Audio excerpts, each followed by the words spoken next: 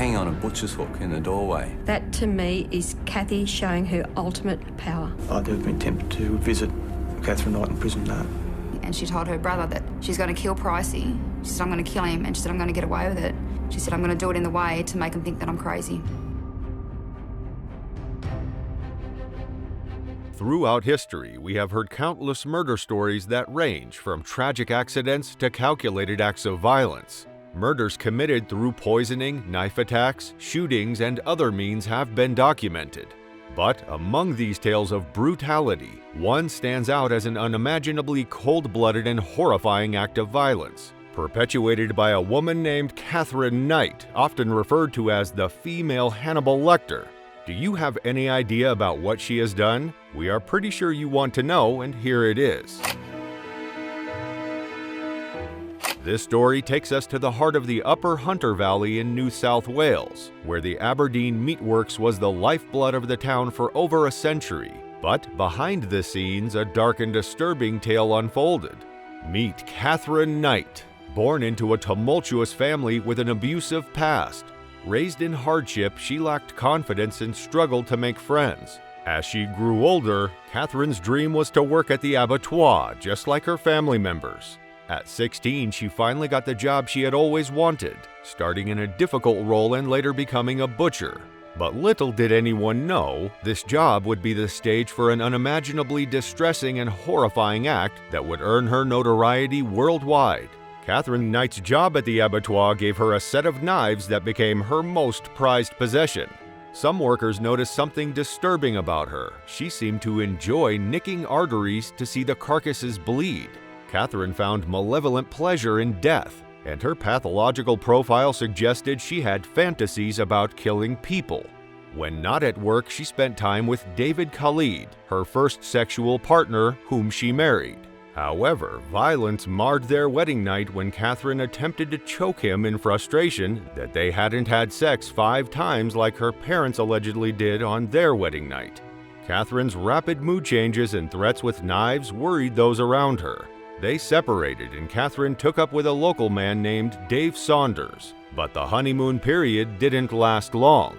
She continued with her violent behavior, attacking him with an iron during an argument. Despite her aggression, Dave stayed with her, captivated by her charm and charisma. Katherine's relationship with Dave Saunders had worsened and they engaged in ugly fights. One particular fight led to a horrifying incident where she slit his dog's throat to hurt him after he tried to leave her. And as a result of such a heinous act, Dave also left her.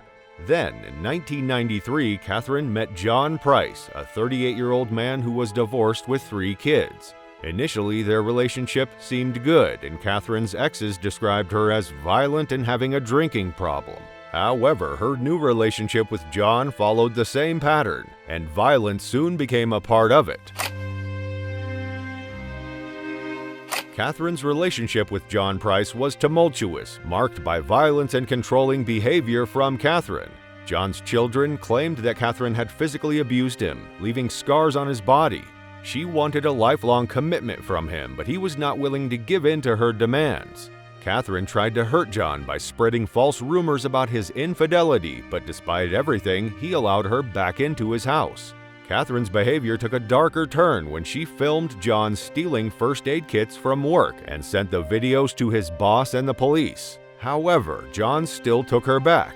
In her spare time, Katherine surrounded herself with macabre items like animal skulls, skins, and horror movie memorabilia, reflecting her obsession with death and violence. In late 1999, the tension between Katherine and John reached its peak, and they had a massive fight. John even showed his colleagues the scars from previous attacks. So in February 2000, things got really bad between Katherine Knight and John Price. She actually stabbed him in the chest. That was the last straw for Price, and he kicked her out of his house. He even got a court order to keep her away from him and the kids. He was scared she might do something terrible.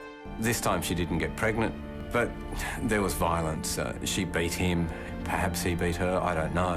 His children say that there were scars on his body from where she'd stabbed him and hit him. But despite his friends' warnings, Price went back home that night. He was worried about his children's safety if he stayed away.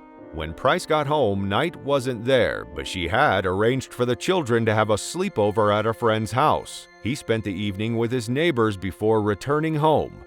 Earlier that day, Knight had purchased new black lingerie and recorded videos of her children while making disturbing comments, which have since been seen as a crude will. Later that night, she showed up at Price's place while he was asleep. After watching some TV and taking a shower, she woke him up for some intimate time before he fell asleep again.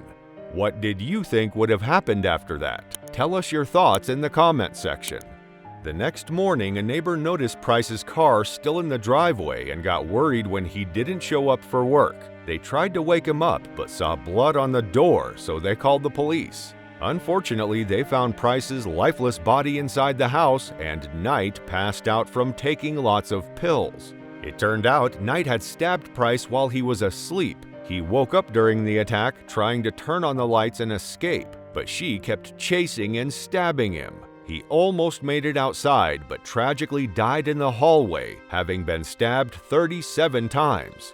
After Price's death, things got even more horrifying. Knight actually skinned him and hung his skin like a weird trophy in the house. She even cooked parts of his body and served them on the dinner table with veggies. She had notes with the names of Price's kids beside each plate, like she wanted to feed his remains to them. It's so disturbing to think about. She left another plate of food outside, probably trying to eat it herself but couldn't. Later, she arranged Price's body strangely and wrote a creepy note on a picture of him, making horrible accusations, but they were all lies. The trial was supposed to start on a certain date, but it got delayed because of the lawyer's illness. When the trial finally began, some of the potential jurors got really uncomfortable with the graphic evidence, so they decided not to be a part of it. Eventually, a jury was chosen, but then something unexpected happened. Knight changed her plea to guilty on the second day of the trial, so the jury was dismissed. The judge wanted to make sure Knight understood the consequences of her guilty plea and if she was mentally fit to do so. Some psychiatrists thought she might have amnesia and disassociation, but 2 others said she had borderline personality disorder. Moreover, it's noteworthy that Katherine Knight had 4 children before committing the murder of John Price. Shockingly, one of her children was just a tiny, helpless infant at the time of her gruesome act. Despite being a mother, her actions demonstrated a complete absence of the nurturing and protective instincts typically associated with motherhood. Even though Knight said she was guilty, she didn't take responsibility for her actions. During the sentencing hearing, her lawyers tried to keep her away from hearing some of the awful details, but that didn't happen. When one witness described how she skinned and decapitated Price, Knight became really upset and had to be calmed down with sedatives. In the end, the judge gave Knight a life sentence in prison with no chance of parole. It was the first time such a severe punishment had been given to a woman in Australian history. Later on, Knight tried to appeal her life sentence, arguing that it was too harsh, but the appeal was rejected, and the court said her crime was absolutely terrible and beyond what anyone could imagine in a civilized society.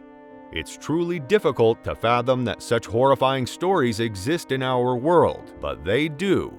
The chilling tale of Katherine Knight is just one of many disturbing stories we have in our collection.